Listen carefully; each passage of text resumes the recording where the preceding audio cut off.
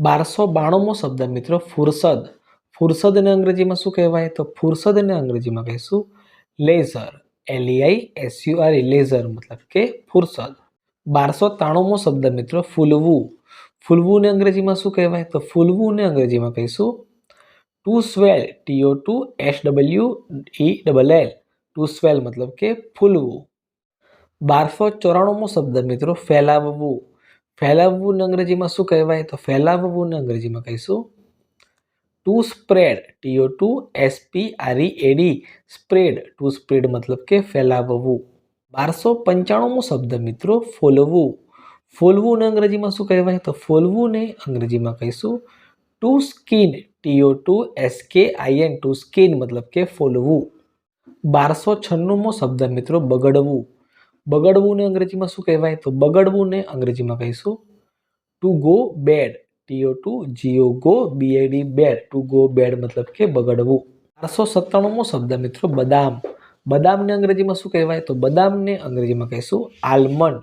ALMOND. Almond મતલબ કે બદામ. 1298મો શબ્દ મિત્રો બરણી. બરણીને અંગ્રેજીમાં શું કહેવાય? તો બરણીને અંગ્રેજીમાં કહીશું જાર. JAR. જાર મતલબ કે બરણી. 1299મો શબ્દ મિત્રો બરફ. બરફને અંગ્રેજીમાં શું કહેવાય? તો બરફને અંગ્રેજીમાં કહીશું આઈસ. ICE. આઈસ મતલબ કે બરફ. 1300મો શબ્દ મિત્રો બહાર. બહારને અંગ્રેજીમાં શું કહેવાય?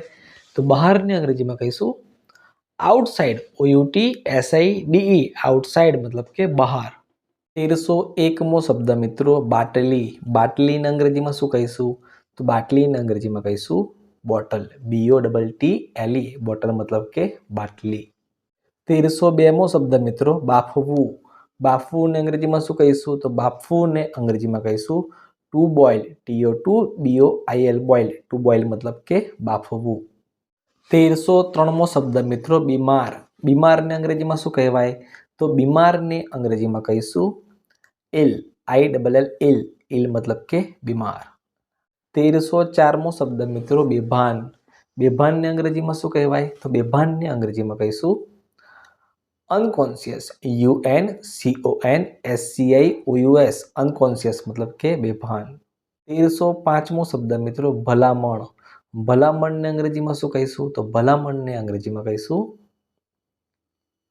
રિકમેન્ડેશન. RECOMMENDATION. રિકમેન્ડેશન મતલબ કે ભલામણ. 1306મો શબ્દ મિત્રો ભાગ્યેજ. ભાગ્યેજનું અંગ્રેજી શું થાય? તો ભાગ્યેજનું અંગ્રેજી થાય સેલ્ડોમ. SELDOM. સેલ્ડોમ મતલબ કે ભાગ્યેજ.